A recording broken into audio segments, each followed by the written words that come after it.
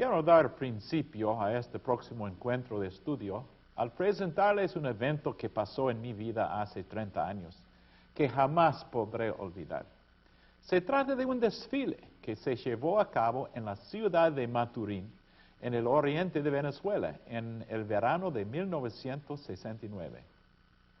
Me impresionó mucho aquel evento debido a que por primera vez en la historia, centenares de latinos no católicos romanos en el estado de Monagas, de un país tan supuestamente católico como Venezuela, estaban participando en un verdadero desfile, no con el fin de celebrar un carnaval o un día especial de un santo favorito, sino más bien se desfilaba para celebrar la presencia de la Biblia en español desde 1569. Fue parte de la celebración oficial del cuarto centenario de la traducción de la Biblia al español. Individuos, familias completas, congregaciones completas de luteranos, bautistas y pentecostales, a pesar de muchas diferencias y prácticas, pudimos unir nuestras fuerzas para organizar e ejecutar esta celebración.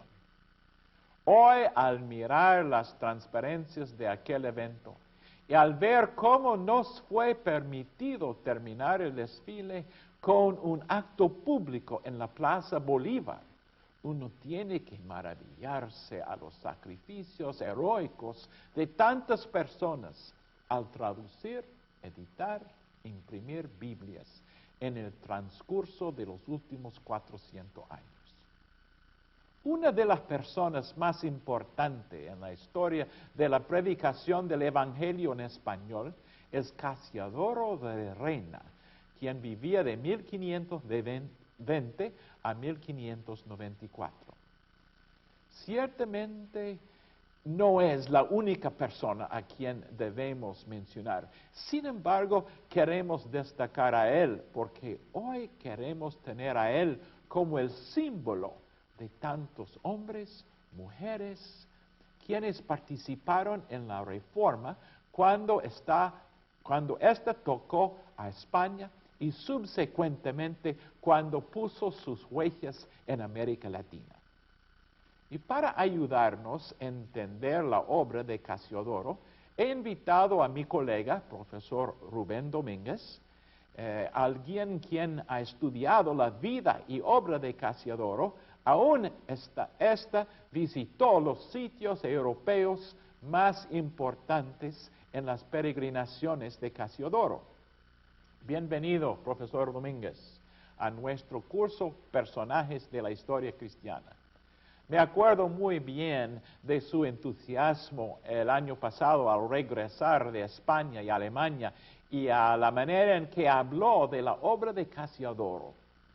¿Me puede decir en términos generales el significado de la persona y obra de Casiodoro de Reina en la historia de la Iglesia cristiana? Sí, por supuesto. El trabajo especial que este personaje rindió a la Iglesia sigue siendo de beneficio para todos los cristianos de las iglesias evangélicas del mundo hispano, pues domingo a domingo y aún todos los días, la Biblia se sigue leyendo de acuerdo a la traducción que hizo Casiodoro de Reina directamente de los idiomas originales del texto bíblico. Jamás podremos decir suficiente del beneficio que recibimos todos los cristianos de entender en nuestra propia lengua la revelación de Dios. La fe cristiana es una fe que se basa en la segura revelación de Dios, la cual se encuentra en la Biblia. Desde los principios de la Reforma luterana se fundamenta en la autoridad todas las cosas de la Biblia como la palabra de Dios, el principio de sola escritura. El epítome de la fórmula de la concordia, una de las confesiones de la Iglesia luterana, expresa en su parte inicial claramente este principio de la siguiente manera.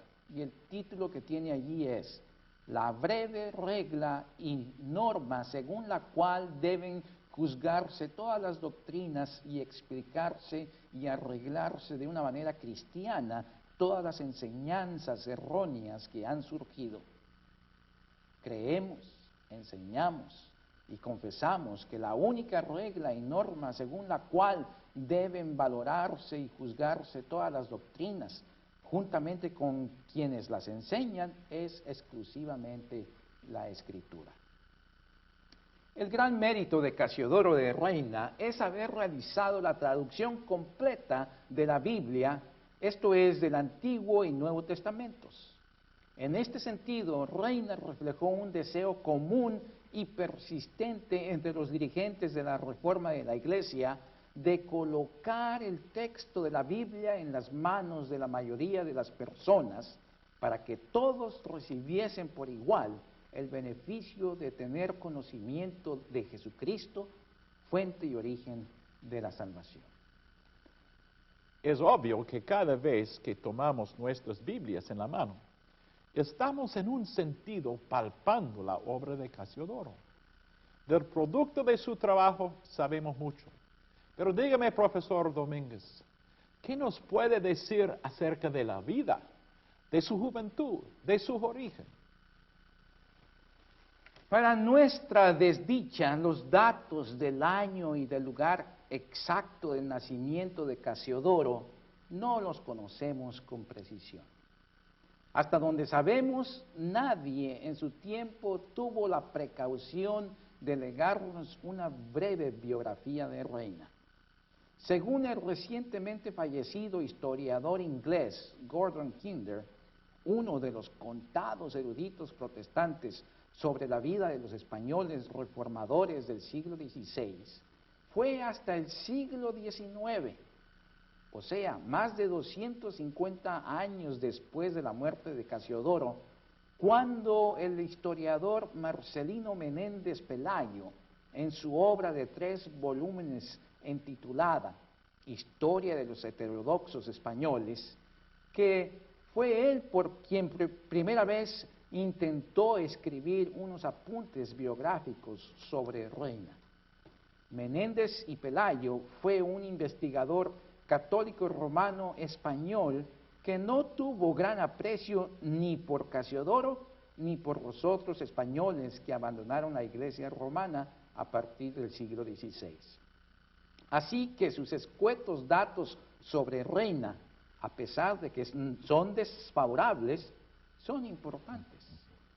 En cuanto a la fecha exacta del nacimiento de Reina, no existe, hasta donde se sepa hoy, una información fidedigna. Los eruditos han llegado a estimar aproximadamente el año de su nacimiento basándose en algunos indicios autobiográficos de algunas cartas que Reina escribió durante su vida. El año estimado es 1520, o sea, 3 años después de que Lutero clavó sus famosas 95 tesis. En cuanto al lugar de nacimiento, los investigadores sostienen varias opiniones, las cuales van desde las poblaciones llamadas Montemolín, Reina, de allí el apellido posiblemente, Granada y Sevilla. Al respecto, Casiodoro de Reina escribió de su propio puño y letra en la Biblia que obsequió a la biblioteca de la Universidad de Basilea en Suiza, que era un hispanelensis, es decir, un sevillano. Los investigadores Kinder y Jorge González sostienen que este término bien se puede traducir como Sevilla, aunque Kinder admite que esta manera de autodenominarse pudo haber sido una costumbre de los monjes.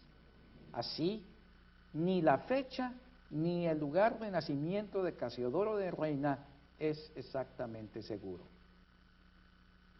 Debido a la existencia de una especie de manto hermético sobre la procedencia y los primeros años de la vida de Reina, no han faltado las sospechas por parte de algunos investigadores de que este hermetismo ha sido deliberadamente creado para proteger la identidad para algunos judíos o para otros musulmanas de los padres de Casiodoro. En efecto, es poco lo que se sabe de la familia de Casiodoro. En todo caso, no debemos poner en duda que su familia era cristiana. Caso contrario, no les hubiera sido posible permanecer viviendo con cierta tranquilidad en territorio español, ni mucho menos autorizar posiblemente a Casiodoro para convertirse en un monje. Y de su juventud, y de sus estudios, y su educación, ¿qué nos puede decir? Encontramos a Casiodoro hecho un monje en el monasterio de San Isidro del Campo, en las cercanías de Sevilla, en la década de 1550. Durante esa época, España pasaba por uno de sus momentos más prósperos en toda su historia. Era una potencia militar enriquecida con las conquistas logradas en gran parte de América. En el continente europeo, los Países Bajos estaban bajo el control del rey español Carlos I, quien llegó a ser el emperador Carlos V. En 1556 fue coronado en España Felipe II tras la abdicación de su padre. Una de las recomendaciones que Carlos I dio a su hijo, el nuevo rey, fue que debería mantener el poderío español y para lograr tal fin tendría que tener una mano férrea y decidida ante las fuerzas que se cernían contra no solo España, sino también contra el imperio. Una de las fuerzas que identificó Carlos I claramente como una poderosa y avasalladora amenaza fue al movimiento de la reforma de la Iglesia iniciada por Lutero en Alemania, movimiento que había causado para entonces profundos cambios en la Europa meridional. Felipe II tomó muy seriamente la recomendación de su padre y a fin de poner un resuelto alto a la reforma protestante, reforzó y apoyó a la Inquisición y a toda institución o persona que ayudara a erradicar de España y sus conquistas todo indicio de herejía, la cual se entendía muy ampliamente con toda idea antipapista y anticatólica romana.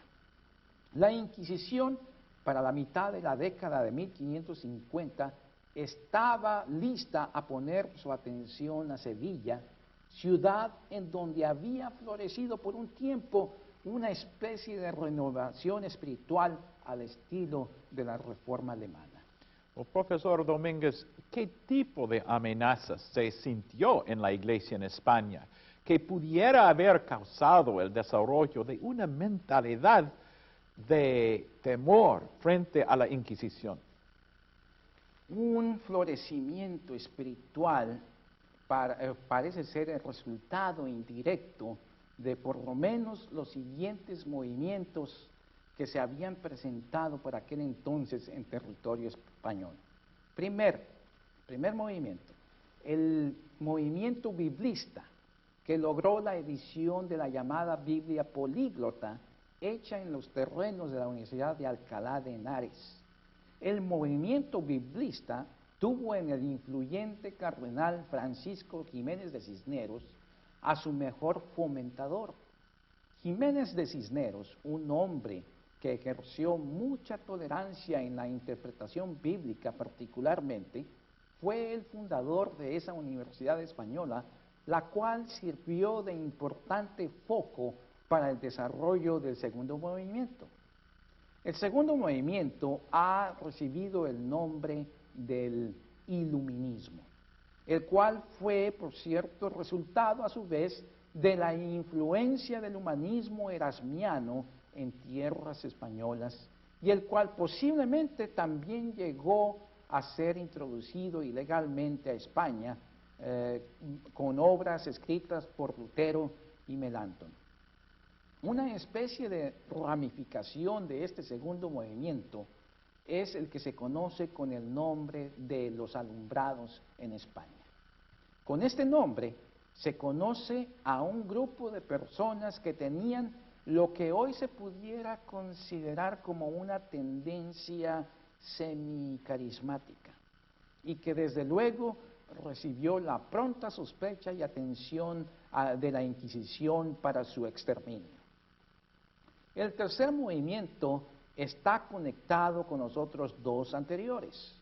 Algunos individuos que posteriormente llegaron a Sevilla, como Constantino Ponce de la Fuente y Juan Gil, habían recibido su educación en la misma Universidad de Alcalá de Henares, donde naturalmente se habían familiarizado con los nuevos estudios de los textos bíblicos y con las ideas reformistas provenientes de Alemania y otros países. Y profesor, ¿habían en España personas o grupos simpatizantes a estos movimientos? ¿O podemos decir participantes activos en tales movimientos? Voy a hablar de Sevilla. En Sevilla, Constantino Ponce de la Fuente, al igual que Juan Gil, llegaron a influir positivamente con sus ideas reformistas a un buen número de personas, entre ellos a los monjes del convento de San Isidro del Campo, el cual estaba localizado en un lugar cercano al lado norte de la ciudad. Este convento pertenecía a la orden de los Jerónimos Observantes y, como su nombre lo indica, tenían una tradición bíblica heredada de San Jerónimo, el que fuera traductor de la Biblia del latín conocida como la Vulgata. Y estos monjes observaban la regla de vida monástica escrita y practicada por San Jerónimo. En este convento probablemente ya se encontraba como monje Casiodoro de Reina durante las etapas finales de los ministerios de Juan Gil, a quien se le conoció como el doctor Egido, y Constantino Ponce de la Fuente.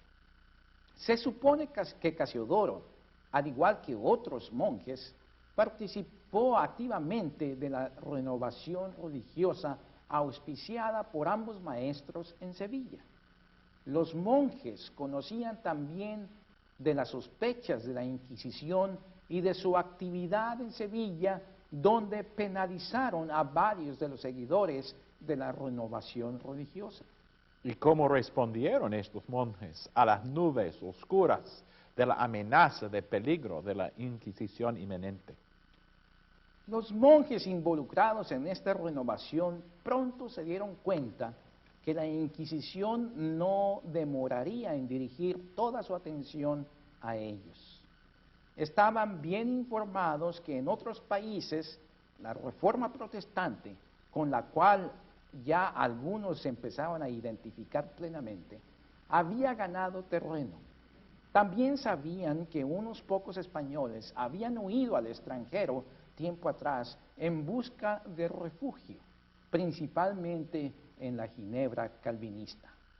Pronto llegaron a determinar su salida definitiva del convento y de Sevilla. Alrededor de una docena de monjes, entre ellos nuestro paladín Casiodoro de Reina, abandonaron España a finales del verano de 1557. A fin de no llamar la atención de quienes trabajaban para la Inquisición, determinaron que cada uno tomaría su propio camino.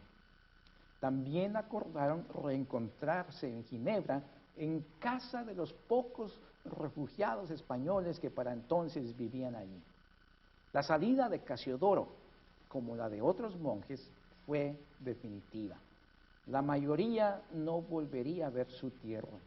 Casiodoro empezaría un peregrinaje que le llevaría a por lo menos 5 países y a una buena cantidad de distintas ciudades.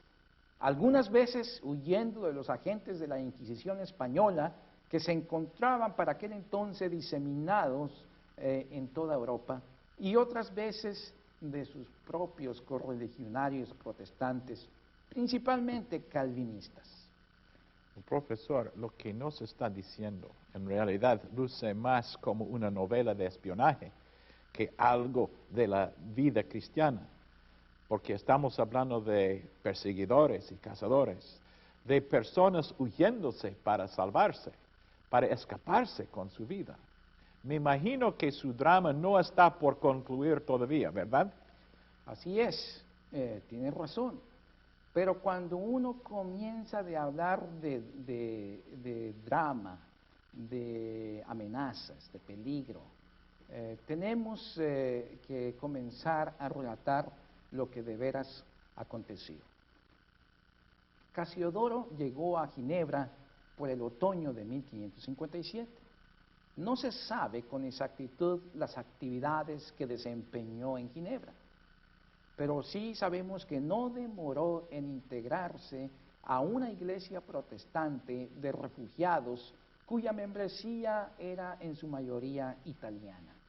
Es de imaginarse que no pasaría mucho tiempo cuando con sus amigos, los exmonjes Antonio del Corro y Cipriano de Valera, planearon ejecutar lo que sería el anhelo más apreciado del grupo: la traducción y publicación de toda la Biblia en el idioma español. Hay que apuntar aquí que ellos sabían que ya existían algunas publicaciones en español de cierto número de libros bíblicos, aún todo el Nuevo Testamento. Estas traducciones habían sido anteriormente realizadas por individuos como Juan Díaz y Francisco de Encinas, pero también sabían que no existía una edición completa de la Biblia en español. A fin de agilizar la realización de su anhelo, Casiodoro resolvió que él se enfocaría en traducir principalmente los libros del Antiguo Testamento. El grupo aparentemente acordó que la edición a ser publicada por ellos utilizaría la traducción ya existente del Nuevo Testamento hecha por Juan Díaz. Ellos probablemente se entusiasmaron pensando que tal proyecto no les tomaría muchos años. La verdad es que al paso del tiempo, por las dificultades en que cada uno de ellos se vio involucrado, solo Casiodoro se mantuvo firme en el plan de traducir y trabajar en la Biblia, quien prácticamente solo él, por un periodo aproximado de 10 años, trabajó concienzudamente. Así, Casiodoro empezó su labor de traducción muy pronto después de su llegada a Ginebra, si es que acaso no la había ya empezado en el mismo convento de Sevilla. El primer atraso que nadie consideró lo tuvo cuando al poco tiempo de estar viviendo en Ginebra se dio cuenta de algo que sin duda no le agradó en el ambiente de su nueva ciudad. En Ginebra, Juan Calvino había logrado establecer un sistema religioso muy riguroso, llevado aún más al extremo posteriormente por quien llegó a ser su sucesor, Teodoro Beza. Entonces, profesor, tengo que aclarar algo aquí que en mi propia mente. En un sentido, usted está diciendo que en un sentido Casiodoro casi brincó de un ambiente opresivo a otro casi tan peligroso. Creo que sí. Hay que entender que aquella época era una temporada, durante una temporada, era una época muy difícil, con poca paciencia y con un deseo sincero de salvar almas en Ginebra. Hay que entender que en un ambiente en el cual uno pudiera perder la vida por confesar su fe, ese era lo que existía en esa parte de Europa. Hubo poco espacio, estoy diciendo, para maniobrar para una persona con deseos de tener una iglesia más pacífica, más tolerante, más reconciliadora. El sistema religioso desarrollado, como decía, en Ginebra, resultó muy repulsivo para el gusto de Casiodoro. Tiempo hacía que Casiodoro se había enterado de la ejecución en la hoguera en el año 1553 del español antitrinitario Miguel Servet, la cual así había sido aprobada, por cierto, por Juan Calvino. El solo pensar en este acto horrificante o tenebroso realizado por cristianos era inconcebible para Casiodoro. Ahora no solo veía de cerca, sino que vivía dentro de tal sistema sofocante y con fuerte dosis de intolerancia a la libertad religiosa. Así que Casiodoro pronto externó su incomodidad en el calvinismo de la ciudad y así se ganó la enemistad de varios calvinistas, incluido Teodoro Beza, quienes apresuradamente interpretaron la inconformidad de Casiodoro como un apoyo de él a la doctrina antitrinitaria de Servet. Esta sospecha trajo toda una serie de sinsabores a la vida ginebrina de Casiodoro, quien, por cierto, aparentemente juzgaba que el protestantismo no debería ejercer la intolerancia al tipo de la Iglesia romana. Teodoro Beza no olvidó estos comentarios de Casiodoro, pues cuando tuvo oportunidad, tiempo después, le creó inconvenientes. Entonces, profesor, ¿Casiodoro se quedó en Ginebra o simplemente se dio cuenta que aquella ciudad no fue para él? Efectivamente, salió de Ginebra. Él salió con gusto y con rapidez, junto con otros de sus antiguos amigos del convento, cuando tuvo conocimiento en el año 1558 que en Inglaterra se estaba dando una nueva apertura para el movimiento de la Reforma. El reino de terror de la reina María Tudor había acabado y la nueva reina Isabel I favorecía el protestantismo. Debido a esto, Inglaterra pronto se convirtió en el destino y nuevo refugio de aquellos que, como Casiodoro, eran perseguidos en sus países por haber abrazado la fe protestante. En su viaje hacia Inglaterra, es probable que Casiodoro parara en el camino para conocer las iglesias y sus dirigentes en algunas ciudades como Estrasburgo. Cosa más segura es que él llegó a Frankfurt, en Alemania. Frankfurt, por cierto, es el lugar donde seguramente hizo contactos personales que le ayudarían más tarde en la vida. También desde esa ciudad planeó su peligroso viaje por tierras donde sabía que los agentes de la Inquisición española se desempeñaban con el único encargo de apresar a los españoles fugitivos. Casiodoro, sin duda, figuraba en la lista de estos vigilantes agentes de la corona española. Según el investigador Kinder, el viaje con destino a Londres, Casiodoro lo realizó llevando consigo a sus padres. En Londres se encontró con sus amigos españoles, como Cipriano de Valera y Francisco Farías, entre otros. Con ellos asistió a la congregación de refugiados franceses protestantes, quienes ya gozaban de cierta estabilidad en la ciudad. Los franceses, por ejemplo, tenían el permiso de usar un templo y de ser reconocidos oficialmente por las autoridades eclesiásticas inglesas. A principio del año de 1559, en enero, se sabe que Reina solicitó para la colonia española un reconocimiento similar a la de los franceses. Esta acción, por cierto, creó un recelo en la iglesia francesa, que era calvinista declarada. A fin de respaldar la petición española, se les pidió que presentaran a los españoles una confesión de fe para asegurarse que en verdad era un grupo cristiano que no mantenía doctrinas dudosas. La confesión según la mayoría de los investigadores, fue redactada principalmente por Casiodoro de Reina. A pesar de que esta primera confesión de Reina fue aceptada, no dejó de crear ciertas asperezas entre la dirigencia de la iglesia francesa. El grupo español escogió a Casiodoro como su pastor y recibió la autorización de usar un templo, así como un estipendio para el pastor. ¿Y Casiodoro continuaba su trabajo de traducción durante todo ese tiempo en Inglaterra?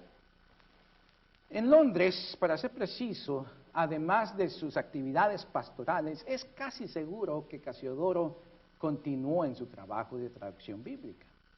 Seguramente alcanzó a hacer una buena cantidad de la traducción, lo cual le motivó a reiniciar la comunicación con quien esperaba le ayudaran, Antonio del Corro entre ellos, a publicar la Biblia en corto tiempo. Sin embargo, la paz no duraría, pues algún tiempo después sería objeto de ataques en su contra de corte doctrinal y de conducta personal. Como ya dije antes, Reina externó sus opiniones desfavorables de la acción ejercida contra el español antitrinitario Servet. Por esta razón, se le consideraba en ciertos círculos protestantes como un antitrinitario, o sea, alguien que no cree en la doctrina de la Trinidad, un antitrinitario disfrazado. Esta sospecha, que con frecuencia recaía sobre él, se agudizaba por la amistad que aparentemente mantuvo Casiodoro con hombres de creencias unitarias. Reina creía que lo importante era no caer en dogmatismos que afectaran la tolerancia y libertad religiosa. Esta postura, desde luego, era posible sin necesidad de enseñar y difundir las enseñanzas heréticas existentes. En más de una ocasión sostuvo ardientemente y por escrito que él creía en la Trinidad. Sin embargo, las sospechas siempre estuvieron sobre él. Profesor Domínguez, se oye de unos ataques personales contra Casiodoro. ¿Cuál fue la naturaleza del ataque contra la persona de Casiodoro de Reina?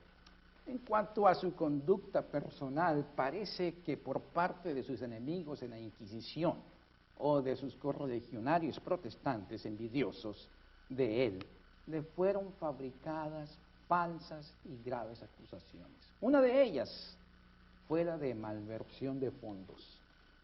Esta no progresó gran cosa, por lo que al parecer desistieron los demandantes de darle seguimiento. Pero otra más grave fue levantada. Se le acusó de abuso sexual en perjuicio de un joven. Tremendo pecado. Casiodoro rápidamente negó tales acusaciones.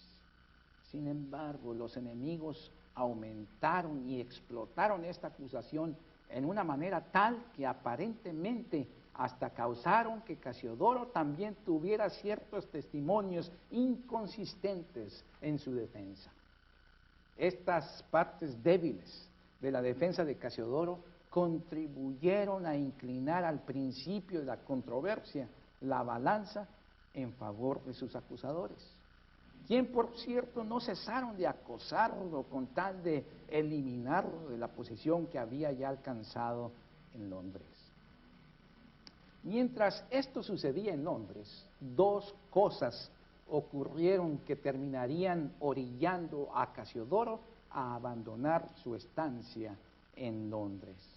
Por un lado, Casiodoro había contraído nupcias con la hija de un ciudadano belga en el año 1561.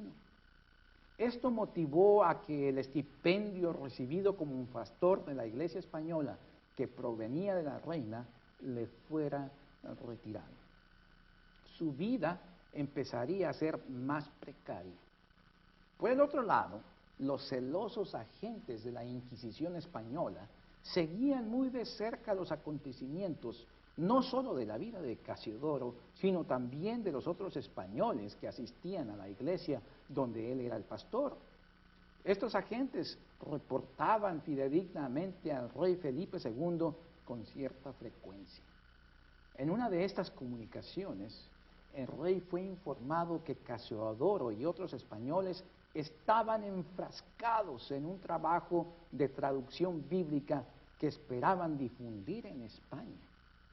Al parecer, esto encendió la ira del rey, quien ordenó a sus agentes que hicieran todo lo posible para desmantelar la congregación e intentaran convencer a las autoridades eclesiásticas inglesas que les fueran entregados a los súbditos fugitivos de la corona española.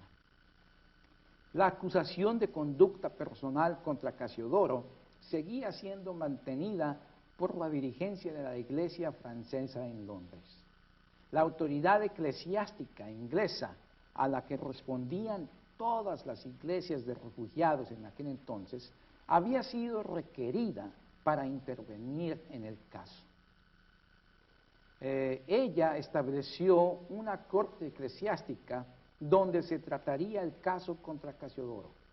Al principio del juicio, Reina esperaba que saldría bien librado, negando y tratando de demostrar que el caso era producto de una maquinación maligna que trataba de destruir su reputación. El juicio se prolongó a tal punto que Casiodoro, al parecer, perdió la esperanza de ser tratado justamente. Él seguramente pensó que mucho tiempo perdería a la publicación española de la Biblia si llegase a ser encontrado culpable y quizás encarcelado o entregado como un malhechor a los agentes de la Inquisición. En vista de esta situación, Reina optó por abandonar Londres sigilosamente, posiblemente a fines de 1563 o al inicio de 1564. Desde luego, cuando sus acusadores conocieron de la huida de Reina, pensaron que él era en realidad culpable. La correspondencia que se efectuó años más tarde confirmarían los delitos de herejía y crimen ante quienes solicitaran información de Londres sobre Casiodoro. Estos supuestos delitos fueron una permanente molestia para la labor eclesiástica de Reina. Desde luego, Reina resultó muy perjudicado por su huida de Londres en medio de un juicio en su contra. Sin embargo, él regresaría, como veremos, años más tarde a Londres para esclarecer totalmente la acusación. Casi podemos decir que Casiodoro está de nuevo de camino. ¿A dónde iba a acudir ahora? El peregrinaje de Casiodoro ahora continuaría en el continente europeo, siempre tratando de sacarle la delantera a los agentes de la Inquisición. Parece que se dirigió a Amberes, en lo que hoy es Bélgica, luego a Frankfurt y después de nuevo a Amberes, donde esperaba encontrarse con sus amigos para seguir con el trabajo de la publicación de la Biblia. Su esposa también se reunió con él en Amberes. Parece que Casiodoro terminó estableciendo su base en Frankfurt, donde su suegro llegó a vivir, lo cual seguramente le facilitó esta situación para viajar dejando a su esposa con familiares. Al mismo tiempo, a fin de ganarse la vida, parece que inició la comercialización de telas.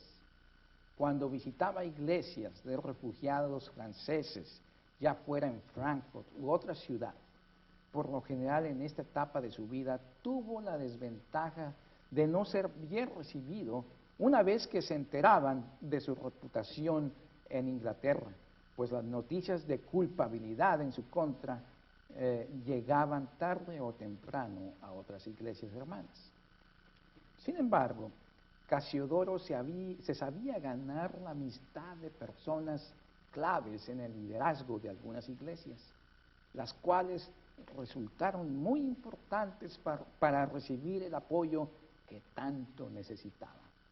Tal fue el caso en Estrasburgo con Johannes Marbach y en Frankfurt con Matthias Ritter el joven, ambos luteranos, por cierto. En cambio, de los dirigentes eclesiásticos calvinistas, solo recibía actitudes intolerantes y frías hacia su persona. Quizás esta situación sea importante para la conversión de Reina años después al luteranismo. En esta etapa, mitad de la década de 1560, Reina se inclinaba más a ser un cristiano independiente, aunque con tendencias mezcladas de calvinismo y luteranismo en ciertas doctrinas. Déjeme dar un ejemplo.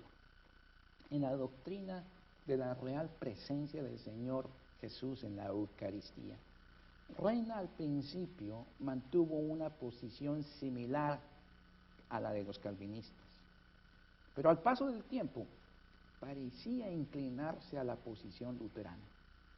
Llegó un momento a ser su posición tan independiente que ambos grupos llegaron a desconfiar de él, pues para los luteranos les parecía que la posición de Reina era muy calvinista, pero para los calvinistas les parecía que era muy luterana.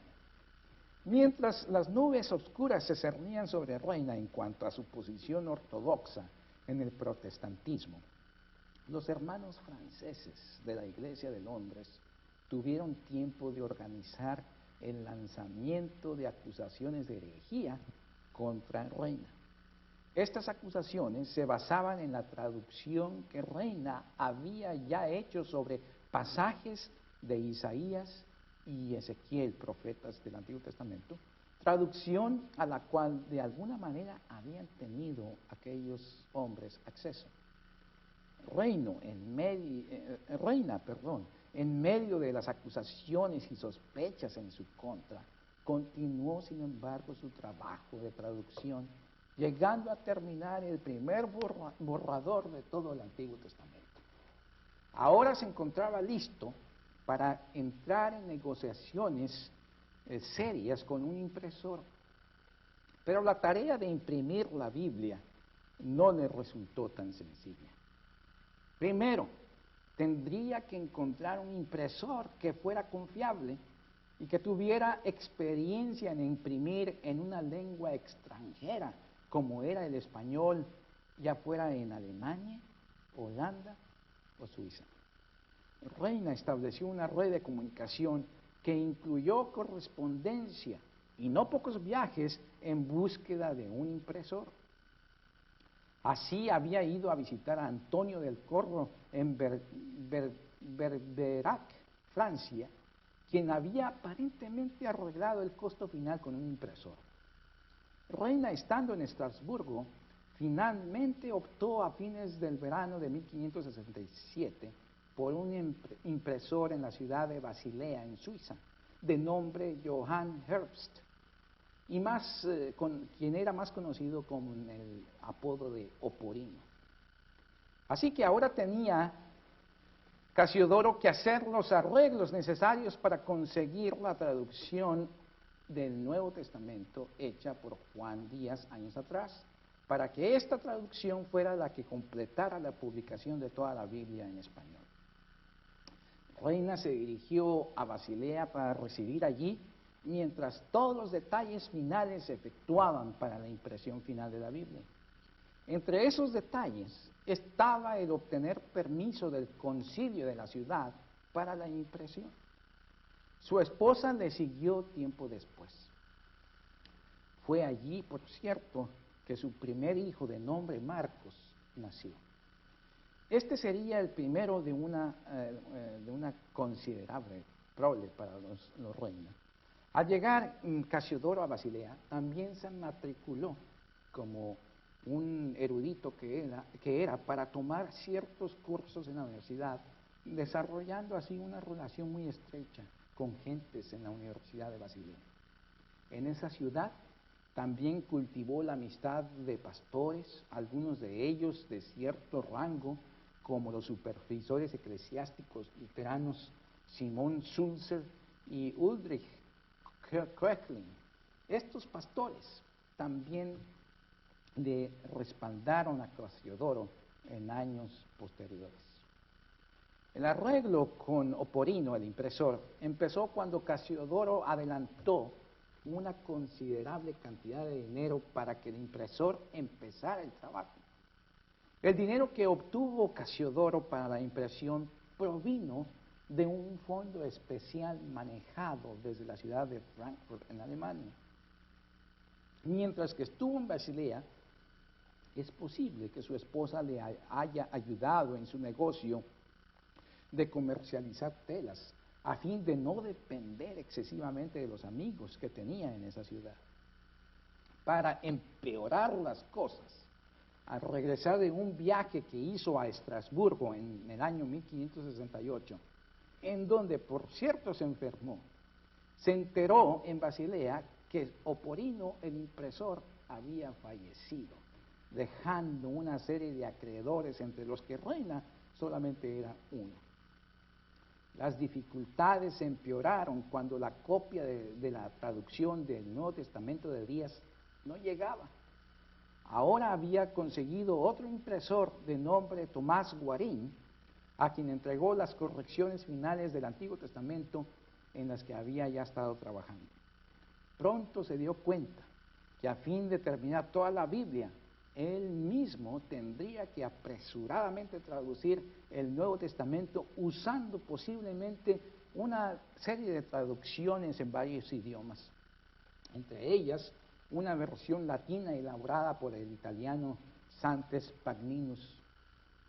La impresión siguió su curso y Reina fue alcanzado por el impresor. No teniendo más remedio que apresurar el paso de la traducción del Nuevo Testamento, la cual fue impresa prácticamente sin recibir revisiones.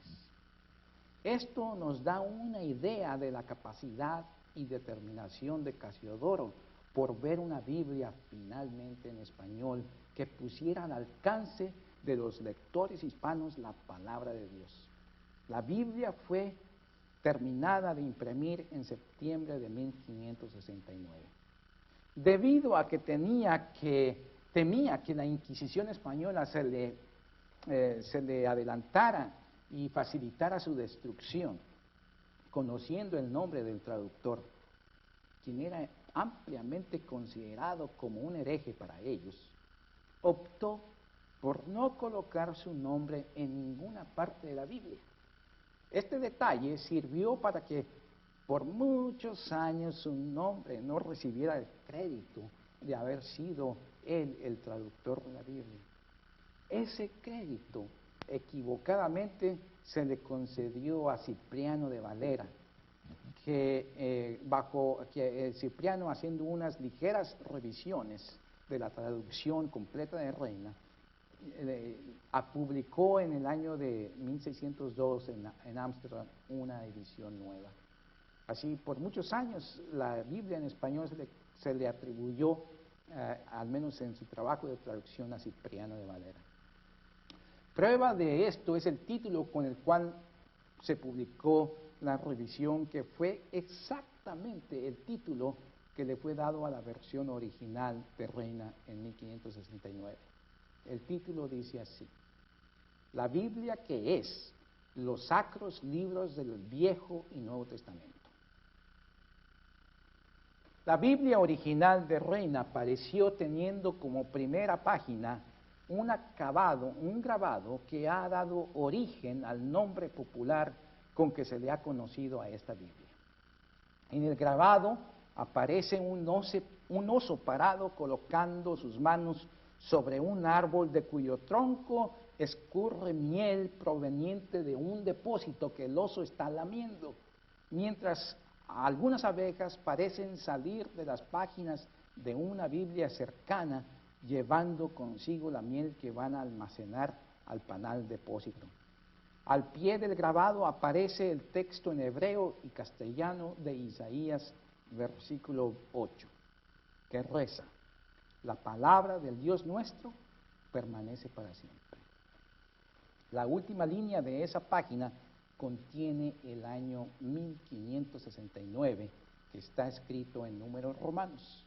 El nombre popular dado a esta Biblia es la Biblia del Oso. Desafortunadamente, no existen muchos ejemplares hoy día, ni sabemos con exactitud el número exacto de ejemplares que fueron publicados, debido a que la Inquisición española ha de haber destruido la mayoría de ellas. Sin embargo, de las varias que existen hoy en día,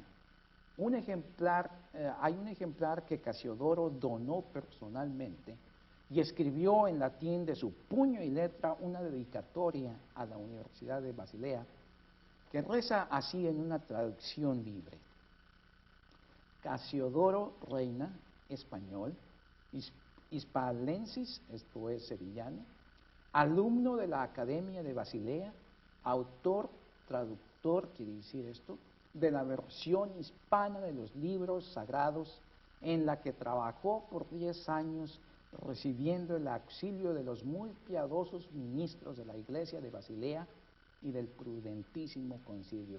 Y así va lo demás. Tan interesante es aquella historia. Después de haber logrado tanto, es decir, después de haber visto la publicación de la Biblia completa, ¿podemos asumir que Casiodoro se jubiló o no se vio más desafíos en su vida? La vida, una vez terminada la labor de traducción, ahora tocaba en la vida de Casiodoro la difusión de la Biblia y el intento por hacer llegar la palabra de Dios a muchos otros. Sin duda había mucho por hacer todavía. Casiodoro salió en la primera parte de 1570 pacíficamente de Basilea con su familia rumbo a Frankfurt, donde presumiblemente retomó el comercio de telas para subsistir, al mismo tiempo que se reintegró a la iglesia calvinista de refugiados franceses. Su regreso a ella fue bien acogido por unos y por otros con la suficiente animosidad como para solicitar nueva información sobre la doctrina y conducta de Reina en el pasado. De nuevo, Reina se enfrentó al espectro nada agradable de las acusaciones que se cernían sobre su persona desde que salió de Inglaterra. Pasaría Casiodoro asistiendo a la iglesia en calidad de laico por varios años, hasta que aparecería de nuevo su intensidad, su llamado al pastorado. Pero Casiodoro también tenía otras metas. Ahora veía la necesidad de escribir comentarios de libros bíblicos, especialmente los evangelios. Reina escribió 2 comentarios alrededor de 1573, estando en Frankfurt. Uno comenta sobre las tentaciones del capítulo 4 de Mateo y el otro sobre el Evangelio de Juan. Es de suponer que el comercio de telas era productivo, pues le permitía tener atención a sus intereses teológicos y eclesiásticos, además de contribuir a la manutención de una cada vez más numerosa familia. Casiodoro cultivó amistades en los círculos eclesiásticos calvinistas y luteranos de varias ciudades, entre ellas Frankfurt, de donde había obtenido su ciudadanía en el año 1571, y en Estrasburgo. Pasados algunos años, le ofrecieron posiblemente algunas oportunidades para retomar el pastorado. Casiodoro sabía que tendría que limpiar de una vez por todas su reputación a fin de tener una conciencia limpia en el ministerio pastoral. Cuando recibió de las autoridades luteranas un ofrecimiento en 1578 para ir a tomar el pastorado de la iglesia, de la congregación luterana de habla francesa en Amberes, en los Países Bajos, Casiodoro lo consideró muy seriamente. Antes de aceptar este ofrecimiento, se sintió él responsable para hacer frente a su pasado. El posible pastorado en Amberes le rindió un incentivo extra a Reina para retomar el pastorado e ir hasta Londres a limpiar su reputación en forma definitiva. Así, dejando a su familia en Frankfurt, viajó a Londres, donde pasó varios meses en el proceso que él mismo solicitó que se reiniciara. El resultado esta vez fue favorable para Casiodoro. Una vez limpia su reputación, en buena conciencia, procedió a aceptar el pastorado de la congregación luterana de Amberes, a donde llegó en 1579 probablemente. Allí, en el pastorado de Reina, parece que la congregación aquella se fortaleció. El pastorado en Amberes duró lamentablemente hasta que los españoles amenazaron tomar la ciudad en el mes de agosto del año 1585. Los refugiados de los Países Bajos llegados a Frankfurt sufrían en un principio ciertas penalidades. Viendo esta situación, Casiodoro, siendo él mismo un refugiado, motivó a su congregación que ya tenía en Frankfurt a fundar un hospicio que ayudara a todos aquellos refugiados que llegaban a la ciudad de Frankfurt. Parece que este hospicio continúa su existencia, ahora convertido en un hogar de ancianos en la ciudad de Frankfurt. Muy bien. La congregación francesa luterana se organizó en Frankfurt y solicitó a las autoridades eclesiásticas que nombrasen a Casiodoro como su pastor. Esta solicitud fue negada durante algún tiempo. Esta situación llevó una vez más a Casiodoro a retomar su negocio en el comercio de telas, al que agregó la venta de libros. Con estos ingresos sostuvo a su familia mientras le era renovada la aceptación como clérigo luterano de los refugiados franceses. Esta situación se prolongó por varios años, a pesar de la solicitud hecha con cierta insistencia de la congregación a las autoridades eclesiásticas de la ciudad de Frankfurt. Antes de aceptar a Reina de nuevo en el ministerio activo luterano, se cercioraron que declarara su fe luterana y firmara condenando no solo al calvinismo, sino a otras tendencias como el anabaptismo. En abril de 1593 fue aceptado Casiodoro como pastor asistente de la Congregación Luterana Francesa de Frankfurt.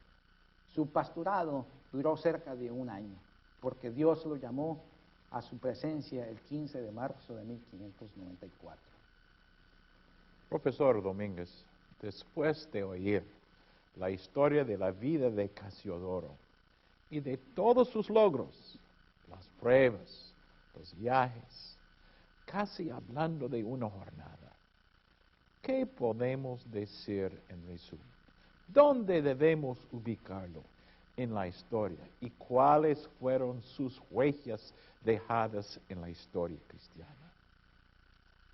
Ciertamente el trabajo de Reina se sigue perpetuando en el uso de su traducción, la cual ha sido varias veces revisada en muchas iglesias evangélicas hispanas.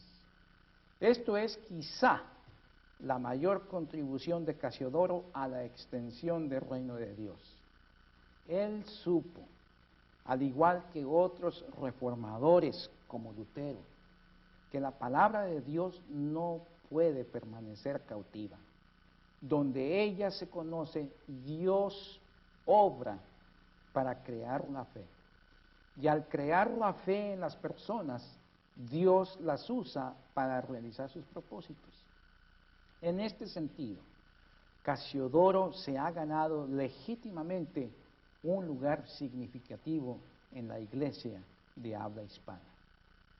Quizás otra gran lección que podemos aprender de Casiodoro de Reina es su determinación férrea a continuar sirviendo a Dios en la iglesia. En efecto, su vida ministerial estuvo plagada de sinsabores, como hemos visto. Sin embargo, él mantuvo su firmeza de servir a Dios y en el ministerio pastoral, aun cuando éste se vio truncado más de una vez. Él es un buen ejemplo de determinación para mantener la fe cristiana y en particular el llamado pastoral en medio de graves tribulaciones en la vida de una persona cristiana. Muchísimas gracias por su historia tan interesante. De nada.